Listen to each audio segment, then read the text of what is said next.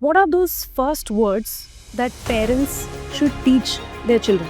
Yeah, so definitely a very important question and something that I always keep addressing, even in my therapy sessions and even on my page. For simple example, teaching names of family members, kinship terms, mama, papa. How will the child address me? Only if the child knows, right? That I am mama, he is papa, he is bhai, she is didi. So those are the first important, words that you need to teach your child. Expecting your child say mama and papa, you need to be very patient, because many times, with autistic kids especially, they know, they understand this is mama, this is papa, this is didi, but saying is not still that level, because I know with Arzan it took 5.5 years, and that day was the best day of my life. So, what are those common mistakes that parents do during teaching speech to children? So also what happens in autistic children is once you focus on forcing speech, forcing them to say words, they become hyper independent.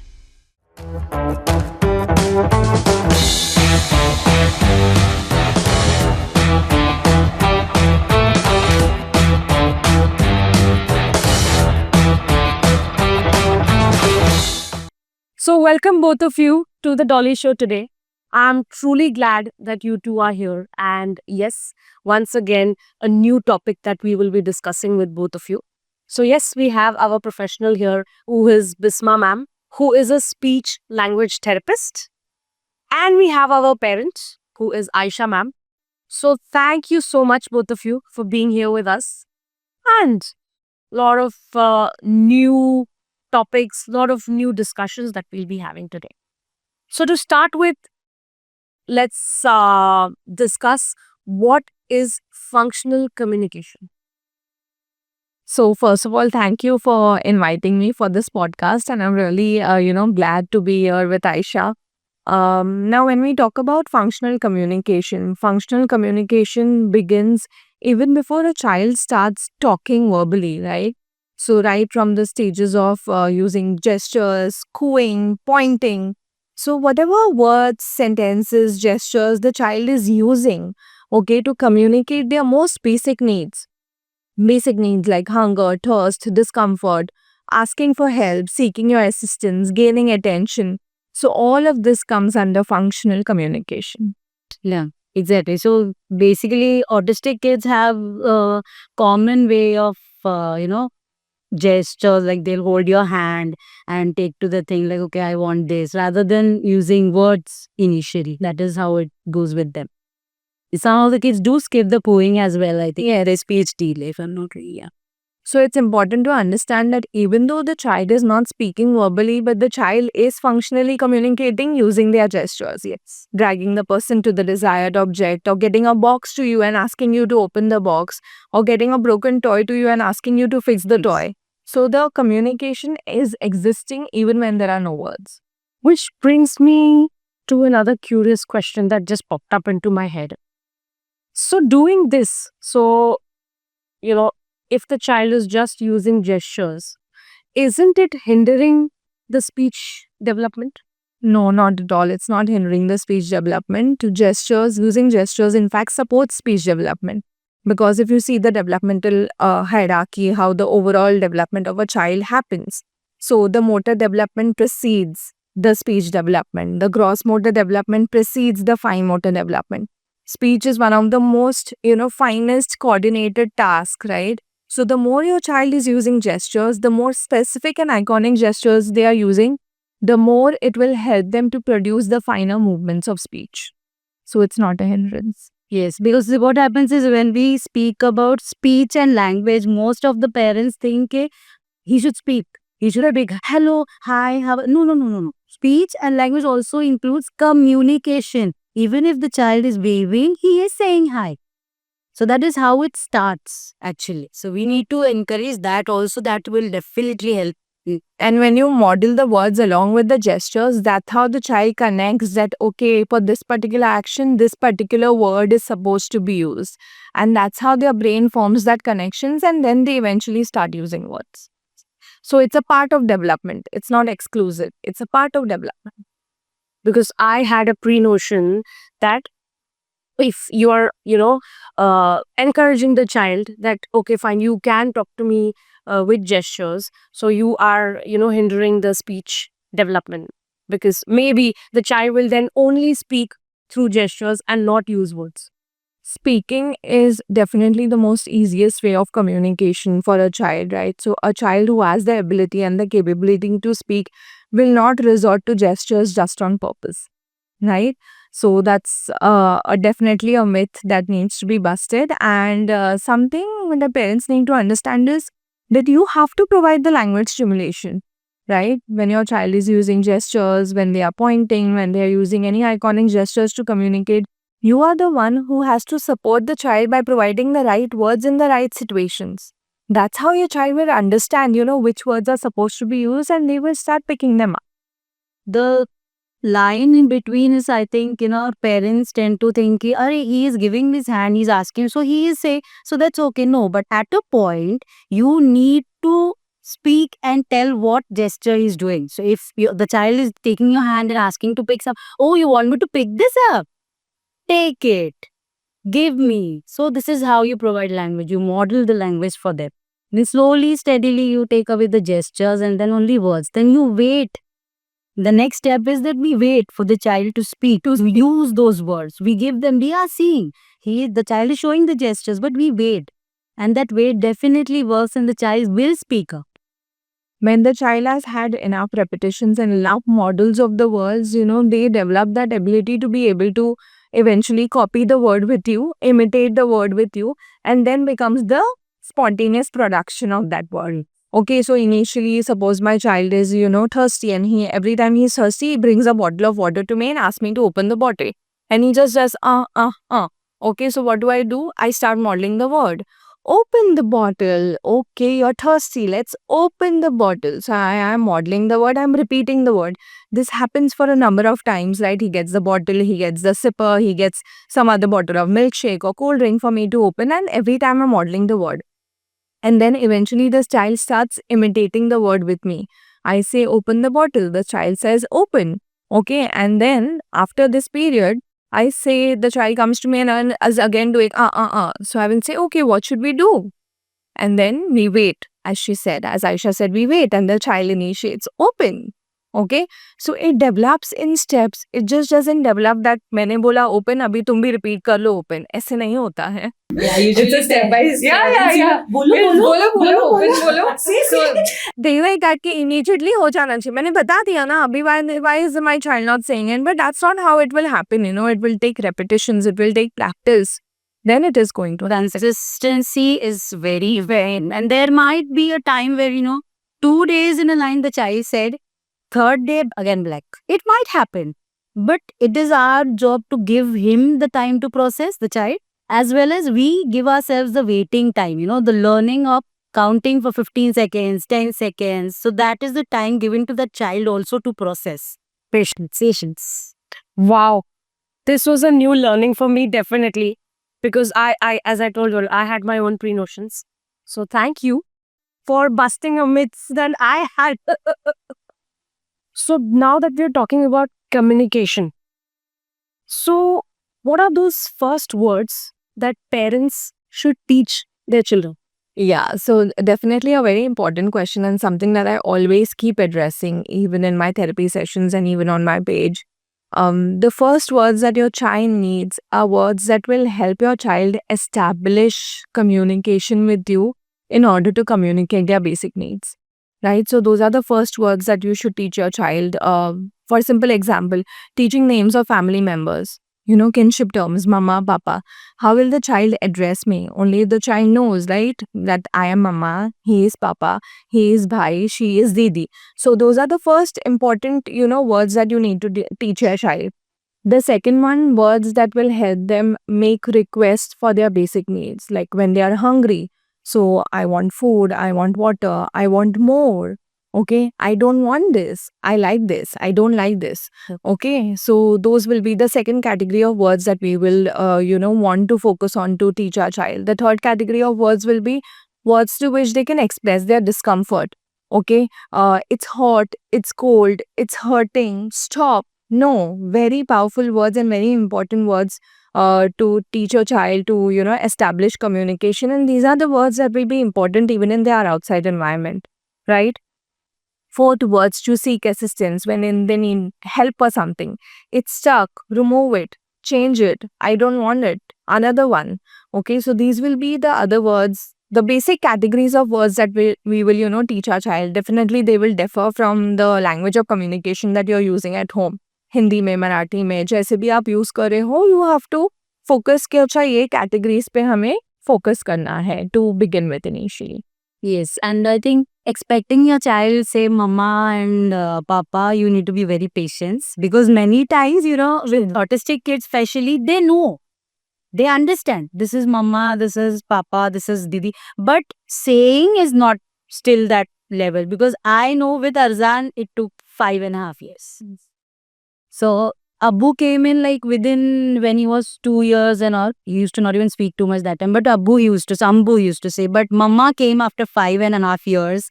And that day was the best day of my life. I waited for 5.5 years. Wow, that would have been your most precious moment. So precious. So yes, we did get to know from you all that what needs to be done. We are human. We tend to make mistakes. So what are those common mistakes that parents do during, addressing or maybe teaching speech to children?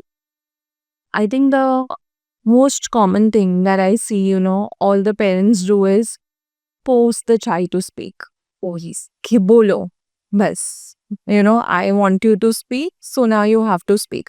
I'm showing you this picture. I'm showing you this flashcard. This is a picture of an apple. Say with me, apple. Okay? So literally forcing the child to speak and not understanding that what is the purpose of, saying this word. Why should my child say apple in this moment? Not understanding that point and just forcing the child to say or repeat words after them. That is one of the most common mistakes that parents do, and that is not the foundation of communication. Your child will say a word when there is a need to say the word, right? So instead of focusing on creating the need, we are focusing on forcing the child to emit words out of their mouth, and that does not help in the long run. Okay, the second mistake that parents do is they keep asking the child, what is this? Ye kya hai? Kya karna hai? What do you want me to do? Tell me what do you want me to do? Unless you say I will not do it. Okay, so asking too many questions and doing something only when the child says the word. Okay, now if your child has a speech delay, they are not at a level where they will answer your questions. For them to reach that level, it's going to take time. So if you begin with asking questions, it's not going to help your child's speech development. You begin with modeling words. You begin with showing them how words are supposed to be used, when they are supposed to be used. What is the function of words? Okay, so that is the level at which you begin. You don't begin at the level of questions. Okay, so these are the two common most mistakes that I see parents doing it. And the third mistake that, one thing that we already addressed is stopping the child from using gestures. नहीं, इशारा नहीं करना है. मुझे नहीं समझ आ रहा है तुम क्या बोल रहे हो. Okay, don't use gestures, which eventually leads to more frustrations and meltdowns from the child, especially when a child is on the autism spectrum, The moment you stop understanding your child's gestures, it's not supporting their communication or even regulation. The child is getting dysregulated, having more temper tantrums. Okay, the child is not able to, understand why are my parents suddenly doing this. उससे magically words नहीं आ जाएंगे, right, बच्चे को. Right, he is struggling, he is using gestures because speech is difficult for him, is challenging for him. Your child is not being stubborn in that moment. Your child is unable to get the right words. Either they are not able to recall the words, either they are not sure what those words are, what those objects are called. So you start at a level where your child is, okay, and then support the child's speech development. Exactly, I agree with this, ma'am, on this. It definitely, and also the main thing is that parents always miss on the way the child is learning language. There are different ways where children learn to speak. Some children, they will just learn from what the person next to them is saying. Some children will learn from phrases that they are listening to, songs that they are listening to. Now, if I speak about Arzan, even Arzan has a different way of picking language. He picks language from songs. So, I figured this out one day when he was in the kitchen with me playing or doing something, and then you're like, helping, I am helping, and I'm like, ye gana kahin suna hai. Oh, okay, you picked it from there. As long as it is in context, I think it works. So you can help the child in that way rather than pushing, like how ma'am said, bolo bolo, karo, de do, fir denge. No. That will just be like, the child will, मैं दे दो बोलूंगा तो मुझे मिलेगा, नहीं तो नहीं मिलेगा, तो मैं बोलता. But it won't be that he's understanding. The child will understand. Say once or twice and then he same. And it also happens, then kids try to use it that, okay, ye chahiye, de do. And then after that, no use. Right. Even dry happens. So that we need to avoid. I think we humans are conditioned this way, so we don't know another way. Rather, we don't want to learn the other ways.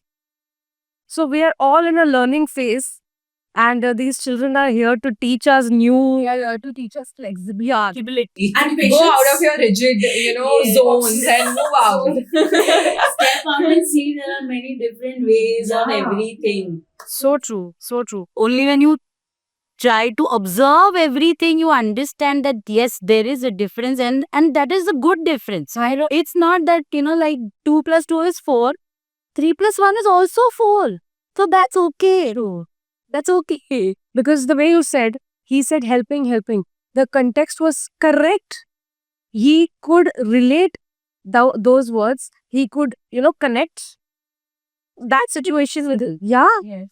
So also what happens in autistic children is once you focus on forcing speech, forcing them to say words, they become hyper independent. They will not come and ask you for anything. They will do everything on their own. They want water, they will go take a stool, climb up, get water. Okay, they want some snacks, they will open the dabba, take the plate, serve themselves snacks and eat it. So they will not come to you to communicate because they know, this person is not understanding my way of communication. The moment I go to them to tell them something, to, communicate with them, they are asking me to say words, they are forcing me to say words, and then the child will like, मैं खुद ही कर लेता हूँ. Because yes, 3 to 4 years तक वो आपके ऊपर dependent रहेंगे. उसके बाद they are growing up, cognitively they are good.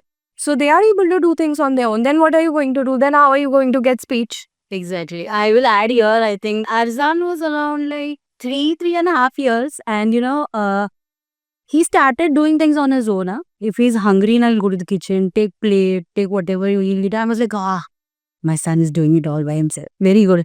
And then after some time, his father is like, don't you think since he's doing it on his own, he's less bothered what we are doing it? He's less bothered to come and ask us that, sure, can I have this or can I? And then I was like, right, I think he's getting too, मैं कर सकता हूँ, इनकी जरूरत नहीं. I'll go, I'll take a plate, I'll take a glass, I'll go. नहीं. So this also happens. So it's like if you try to force them also too much, they'll be like, forget it, I'll do it my way. I'll do it my way, yeah. They are not bothered. This also happens. I had gone through this, and this was, I still remember, I was so happy. He's doing it all by himself. वो जाता है, लेता है, खाता है. And then my husband is like, no, something is wrong here. ऐसे कैसे हो सकता है? And then we started like, छुपा के रखे सब चीजें जो भी नहीं चाहिए. So whenever he wants something, whatever he is like, or everything, and I used to purposely keep everything handy. So like, helping है, help ना सो चलेगा, ले लेगा बच्चा, खा लेगा. And then I started removing this, and then he used to like wait in the kitchen like this. Watch. मैं ले तो रहा था, अभी गया कहाँ? Then again he started the gesture thing, हाथ पकड़ के, and then I was like, okay, ठीक है, at least back to square one is fine for now. And then again we can start modeling. Even that was the early stage for us. So we were also understanding how language was. So like this is so instead of hiding things as we were talking that you want your child to initiate that interaction. So instead of hiding things and keeping them away, what you do is you just take a picture of take a printout of 6 things your child likes to eat during snack time. Stick it on the kitchen door. So your child knows that these things are available for snacks. Okay, इसमें से मैं choose कर सकता हूँ. So at that stage, when the recalling of words is difficult for the child, they still have those visuals available and they can use those visuals to communicate with you. Kyora, I want the apple. The child is showing and pointing it and showing it to you, or I want something else. Or if you have given something, the child is looking at a plate and like, no, this is not what I want something else. Okay, so then you can even share about their preferences, but they can do that when the tools are available to them, right? So you can definitely support the child's learning and communication in a number of ways. We just need to know what's the right way for the child. Because it's not always about words. Yeah. Most important about communication. That this word is somewhere missing in speech and language when we, when parents are thinking and talking about it. Communication is more important. It may be typing, by writing, by, just pointing out at something, or just, taking alphabets and making something and trying to show us, or finding pictures and showing. Even that is communication. Absolutely fine. That means the child is understanding what he's wanting. Their executive function is working somewhere. He knows what he wants. He's not confused about. So when parents come to me, I tell them, see, my main goal as a speech and language therapist is to help your child communicate.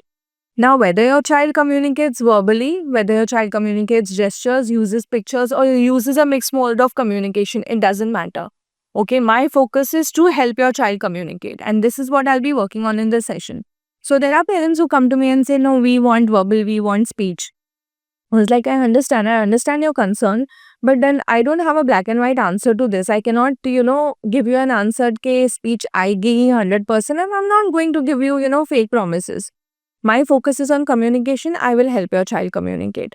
This is something that we all need to, accept somewhere, and parents need to be told this. They need to be given this information so that they know. Because otherwise what happens is parents, will waste the initial 3 to 4 years that no, I want my child only to achieve verbal communication.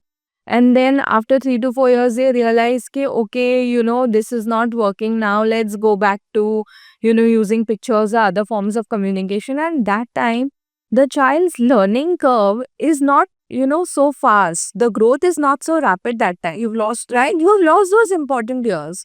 If you would have used those important years, maybe using those, pictures, gestures that time would have helped your child's speech development as well, right? Sure. So that is something very important that we need to understand. And the expectation of the child saying that word or speech or using those words on the spot or maybe is not right. Give time. True. Even if you think like, अरे इतना बोल रहे, इतना करिए, बोलता ही नहीं है, he will speak at his time. I have experienced this throughout with Arjun. I have definitely experienced because it's something that अरे ये तो इसको 3 months पहले सिखाया था. See, now he's speaking. So it's okay. That means वो time he did take in. It was somewhere. Only the output was not there. That's okay. Maybe it took 3 months for him to say de do. But he did have it somewhere in the mind. He didn't lose it. That memory was still there. So trust your child. कि ये सुन रहा है, he is registering it. It will definitely come out someday.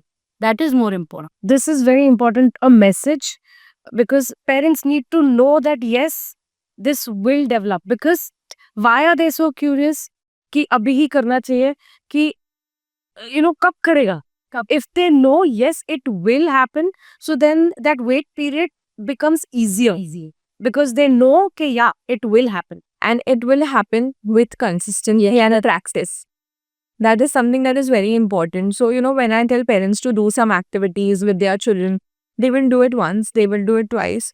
He's not paying attention, he's not participating, he's not doing it, and then they stop doing it. I was like, he will not start doing it once or twice. You have to do it a number of times. You have to repeat it consistently. Initially, he's just observing what you're doing. Okay, they are doing something new. What is it that they are doing? 3 to 4 times later, he'll start coming and participating in it. Not for the entire duration, but for a short duration. And then eventually, he'll start taking in information and responding to what you're doing, right? So it takes time, it takes practice. There is no shortcut. No short. There is no shortcut. Exactly. And I think in speech and the language is everywhere. The child is oh, you're standing. You're modeling the language. Yeah. The child is playing. Oh, you're playing on his own. Oh, that's really nice. Kitchen. Okay, mama. Language in the kitchen. Yeah.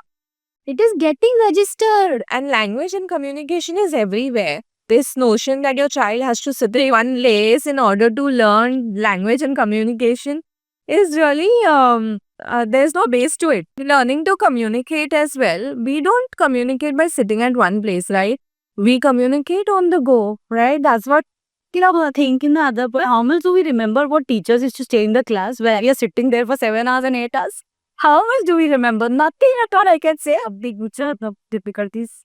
So the more we learn was like while playing with friends, they're playing with parents or speaking with parents. When parents are talking to each other, that is how we've also learned. I did, Samay, the most learning has happened when, the teachers were really engaged, animated, and interactive.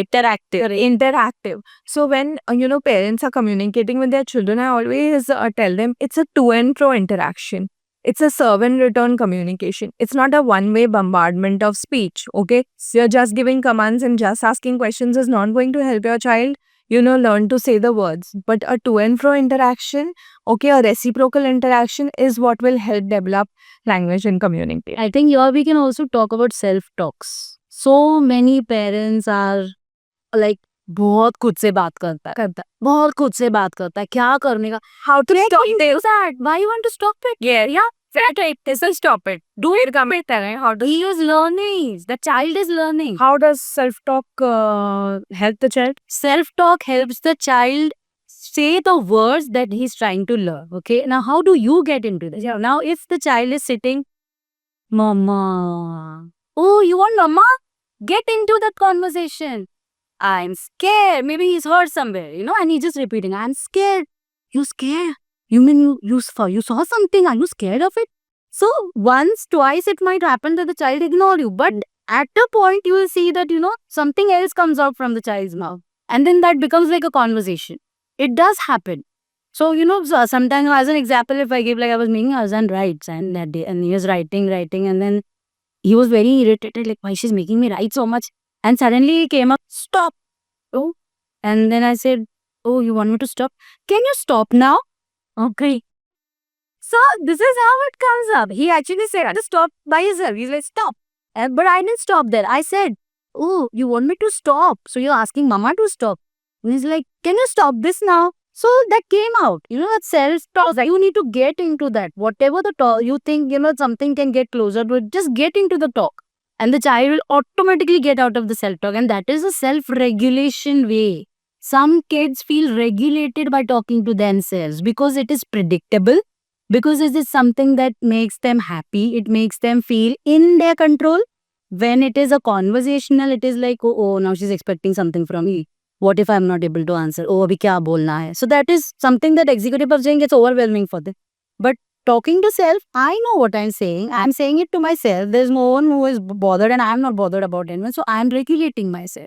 Sometimes it's okay to let them do that as long as you're not disturbing anyone, if I'm right. Absolutely. Like when you are, you are sitting by thinking away or sipping coffee. There are so many thoughts going on in your mind, right? It's just that you're not saying it aloud. You're just thinking in your mind. So this same thinking that's going on in the mind of neurotypicals is going out aloud for a neurodiverse child. So that's the only difference. Wow. What a space to be in. And this is why exactly you will have these kids saying exactly what they feel at that time. It's not going to be sugar-coated as you mentioned earlier. It's never going to be sugar-coated like the neurotypicals. If they feel the situation is irritating, nah, I don't like it. They'll just straight up originally irritate. They will not be like, okay, feeling good. No. Now, one example of the self-talk also over here is, so this parent came to me and she said that, he keeps on saying whatever is going on in the school. He'll keep on repeating that at home, whatever the teacher says, whatever is happening. And he'll keep on repeating. So how do I stop it? So I told the parent, why do you need to stop it? The first thing. The second thing, the reason the child is repeating the same thing is because maybe the child wants to share this with you, but the child doesn't know how to share this with you. Okay, so why don't you acknowledge that as meaningful communication? Okay, you tell them, oh, teacher told to keep quiet. Okay. Then the child probably says, Saisha, get up. Oh, the teacher told Saisha to get up. I wonder what was Saisha doing? Saisha not listening. Oh, Saisha was not listening to teacher. Okay. So this is how the communication will expand, right? The child is narrating what's happening in school, but maybe not directly coming and saying that to you. Saying the same thing in self-talk. So use that as an opportunity to build your child's narrative skills, right? So it's important to understand when something is happening, what is the function of this and how can we support our child? Rather than focusing on, oh, he's repeating. I want to stop this. Stopping this will make my child feel less autistic. Is that why you're stopping it? then you're not truly accepting your child, right? And then again, there's another thing that comes here. But वो देख के नहीं बात कर रहा ना. हाँ. There is no eye contact. Your type. And they're like, oh, please, it's okay. नहीं देखता है तुम्हारी तरह बात करते time, but at least he's conveying something. Take that in. Slowly and steadily, that eye contact will also develop. Yeah, and it's not necessary to, like, now I'm looking over there and talking. Am I looking at you all the time and talking? You will start feeling what that why is Brahma staring at? Is something wrong? Exactly. So it's not necessary to give, eye contact 100% of the time. It's not necessary for communication. I think all this brings me to one lesson: break the stereotype. Get out of that bubble and accept this new normal. Yeah. Okay, so now that we have discussed a few facts, a few wrong things, a few right things, I know there's no right and wrong, there's no perfect. Let's bust some myths. Few of them, we can't do all. So the first one, boys talk late. Is that normal? Not at all. Completely a myth. So there has been this myth running since a very long time कि boy है, he will talk late, wait till 3 years, 4 years, अपने आप बात कर लेगा. But definitely a myth. Even if there is, a slight delay in terms of when a boy is saying his first words, it's well within the typical range of development, okay? So suppose a girl is saying her first word at 12 months. A boy should have said it by 15 or 16 months. Okay, but well within the typical range of development. इतना difference नहीं है कि लड़की 2 साल पे बात कर रही है और बच्चा 4 साल तक कोई बात नहीं कर रहा है तो it's okay. So definitely a big myth. With experience. Yes, I did have people coming, अरे लड़का है, रुक बोलने के तो. And I was like, नहीं, जितना जो बोलना चाहिए. And then he suddenly started saying ABCD. देख बोला ABCD बोला. अरे यार, I'm like, No, really, this myth has to be busted very bad. Especially coming from the dada, dadis and nana, nani, रुक जा, बोलेगा, and then it becomes very difficult. Because I think children lose their, first few years, which are crucial for their development. They really lose those years because of this myth. So definitely bust it. If the child knows A, B, C, D, colors, these stereotype things, that means the child is communicating. That means the child is communicating. That means the child knows alphabets, numbers. The child has that concept of alphabets, numbers. That is something that is his strength. He likes it. But is he able to use those words to express his basic needs, to express what he wants, what he doesn't want, to express his discomfort? Is he able to establish a communication with the caregiver? If no, then the child is not communicating. If you really want your child to communicate with you, you have to teach them functional words, right? What we discussed initially, functional communication. And what are the first words that we should teach our child? Those are the words that we should teach our child. That doesn't mean that you stop them from saying ABCD or numbers or letters and rhymes. No. That is something that the child innately likes. It's absolutely fine. But at the same time, support his development by providing models of functional communication. Yes, absolutely. So knowing ABCD, numbers and colors and shapes is okay. That will definitely help somewhere, but not something where we can say that child is communicating, because that is also a part of rote memory to some extent. Where that shows that okay, the child has a good rote memory. कि हाँ, ये दिखा दिया और उसने पढ़ लिया and he was able to say. But unless and until that is, but yes, you can definitely use it as a strength in future. Maybe in the next step where he is learning to communicate, you can use those alphabets to make him engage. To so the child can sit for a longer time, play with you, or you can play with. Why? Because that is his interest. Make it the interest, make it the strength, rather than just hiding it somewhere. Even that is not true. Like a simple thing that we did with one of the child was because he was, so much deep interested in the letters. But he was not yet naming objects around the house or, identifying them. So we chose the different objects from A to Z around the house, and then we did a letter to picture match of the objects, and that's how he learned the names of the objects.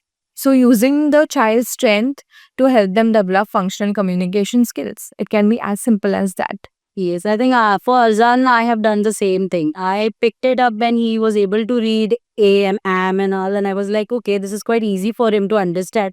So let's make use of this. And that is, it has helped a long way because now he can read to a par excellent level. He's like among the kids in his class, he's the best reader in the class. So no one will say that this child cannot speak. He can read. So how do you make use of it? When you start giving visuals, start writing it. So if your child can read, it is helping him.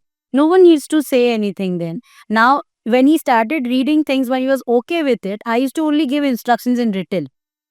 So, for example, we went to a place and it was not working. It was play zone. It was closed. So he was like, I want to go. Arjun, what is written there? Closed. It is closed, show. We can't go. Finish. कुछ और explain करना ही नहीं पड़ा. So make use of it as a strength. Absolute. Don't just, okay, because I have seen therapists saying, छुपा दो, ABCD, numbers, shapes, कुछ काम का नहीं है, छुपा दो. क्यों काम का नहीं है? Shape, apple का shape क्या है? That is also somewhere where you're going to coordinate with him. I have a ball, what shape is it? Again, it is coming somewhere. But you need to understand the limit. कि कैसे use करना है and how and where.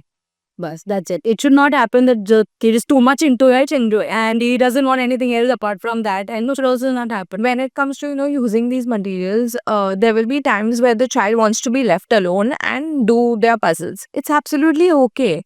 Okay, I'm not expecting that the 100% of the time the child should be engaged with you. That's not going to happen. Even you as an adult will not engage with your husband or someone 100% of the time. He'll be too torturous. The best thing is to use these toys as a way for taking time for yourself. Yeah, exactly. And give them the puzzle, they will be occupied, or give them the sticker book. When you're at a restaurant, the child is of course with stickers. Take the sticker book, you play with your stickers. I am having my lunch peacefully. Yes, absolutely. And rather than giving that screen every time, he already has something what he likes. That's okay. So now I also do that. If I feel that I'm already overwhelmed, I can't take any more of it. You know what, Azan? Take your alphabets, take your pegboards. Please have a seat there and play how much ever you want to. It's okay, man. Your child, Your time. yeah, and your child need not play 100% of the time with you, need not engage 100% of the time with you. It's okay. There has to be a balance. So this balance is something that is very important, for us to understand. Great. So next myth. Speech therapy is all about repeating words. Big myth. So repeating words is just one part of speech therapy, okay? It's just a part of it. It's not the premise of speech therapy. Using words to establish communication is what is the ultimate focus, okay? Not just words, but using words, gestures, pictures, anything that, the child is capable of doing to establish communication.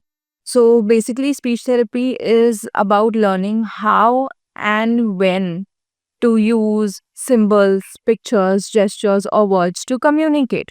That is the purpose of speech therapy. Speech therapy is not just about say apple, say ball, say tiger, say lion. No, it's not this.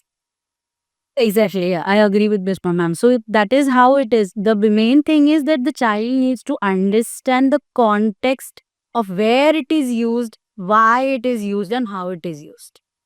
Not just de do bola to de. So it's not, that. It's about looking at apple and saying, wow, apple, apple. I want to eat apples. No apple. Oh, apple is not nice. So this is how the child is learning to use the words in meaningful context. Okay, the child is not just repeating words, but the child is understanding how do I use these words to express my different communication needs. That is the purpose of speech and language therapy.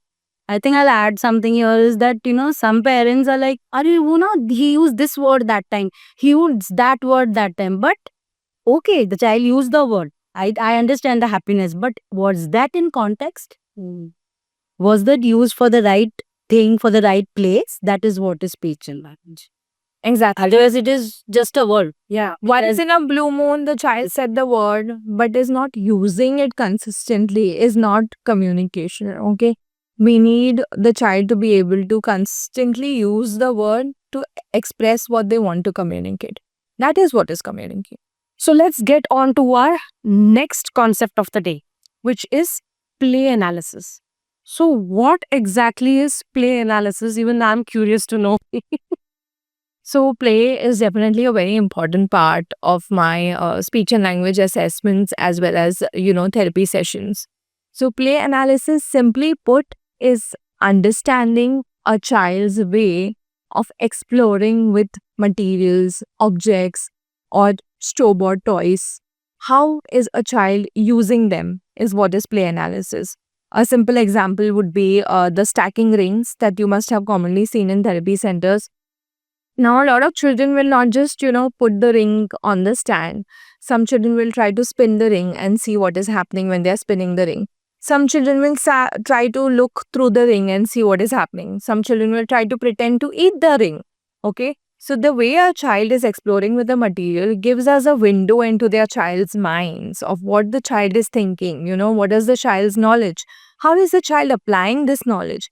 And that is what helps us in connecting with the child as well as formulating the further, therapy sessions, planning the goals to know that, okay, this is the child's interest, this is the way the child explores with the material, and this is how I can use it to help the child connect with me. And the same thing is shared even with parents so that they can use it and apply it in their home environments to understand their child's strength and then, utilize it to form a connection with the child. A simple example that I would like to give you is one of the parent who came to me and he said, she again and again keeps dropping the glass of water that is kept on the table and she just look at the water falling. And how do I stop this? So I asked the parent, why do you think she's doing it? What is she really trying to do when she is doing this? So they're like, we don't know, she's just dropping water and I want to stop this behavior. It's like you need to understand that your child is trying to explore the properties of water. When your child is dropping the glass of water, she is seeing and observing that how this water is spreading on the table, how this water is coming down from the table. Okay, which is a concept we call as relational play. The child is understanding how these two things are working together and what is happening when I do this. Cause and effect play. So you use that as an opportunity to, connect with your child and develop the appropriate play skills for your child. पानी गिर रहा है, कपड़ा लाके दे दो, उसको रखने दो, कपड़ा देखने दो क्या होता है, वो कपड़ा क्या करता है, पानी को एब्जॉर्ब कर रहा है, पानी चला जा रहा है, कपड़े से नहीं हुआ, टिश्यू पेपर लाके दे दो, टिश्यू पेपर क्या करता है, टिश्यू पेपर ने पूरा एब्जॉर्ब कर लिया, गायब हो गया. So use different materials to expand on your child's learning and exploration. That's how you will be able to connect with your child, provide appropriate communication, and build on their language and cognitive skills both. Oh my God. Had I ever thought that this ring can have such deep meaning? Yes. It does, yes. In fact, that is the first, I will say, the first point where parents can actually rule out that what the child is interested in. Because the child will be interested in something that interests him only. And that will go further. It is not that ये बड़ा होके तो कुछ और ही पसंद आएगा. It will come back to the child. Because that is how his mind is working.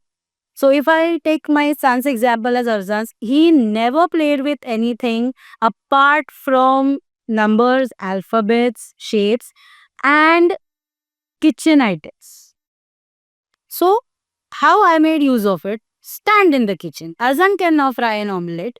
Arzan can make pasta. Arzan can make pancakes. So yeah, this is how it is. You make use of it. So independence is also building. Language, so obviously while you're helping him or he's helping you, you're teaching him already. Oh, this is a fry pan. So even if I'm not there and he doesn't find mama, pan, mama, spoon, fine. One word is also fine. I'm not expecting that he should say the entire say, ye de do, wo de do. It's okay. At least he knows what is next going to come. So he can make Maggie by himself. He can, like water garam kar sakta. He can do. So that is how I used his play. He liked playing with kitchen materials. Stand in the kitchen, learn cooking, play with original things, R&O. And then you make use of it. And as I said earlier, alphabets, we made him read. Now he can read well. We made use of the alphabets. He can read well. He can type on the computer, right? His strengths are helping him evolve. They are not stopping him. These things which were, labeled as stereotypical hai, stop kar do, band kar do, repetitive hai, those had meanings for him, right? And that is what has helped him learn so many skills. So I think that is what we really need to understand. And one more thing that I would like to add is, what are toys? You answer my question. What are toys? A medium to play or maybe have some fun. Yeah. So it can be gives you pleasure or actually to play. Anything that makes you happy, any material, any activity, any object, or any physical activity that makes you happy can be a toy, right? Does it have to be store bought? Does it have to be something that you bring from the market, from the shops? No, right? So for a child, in a child's mind, anything can be a toy. It's only we as adults think कि अच्छा ये toy है. But नहीं, वो child के mind में everything is a toy. Sand is a toy. Stones are toy. Mama's scarf is a toy. Okay, so when you start understanding this thing about children, you will really help them enhance their play skills. Absolutely. Now we have the tendency, कि बच्चे ने झाड़ू लिया, he is trying to sweep. अरे no, why? Show him ना, हाँ ऐसे कचरा साफ करो. जा लेके आओ वहाँ से, उठाओ कचरा उठाओ. Yes. That is like it.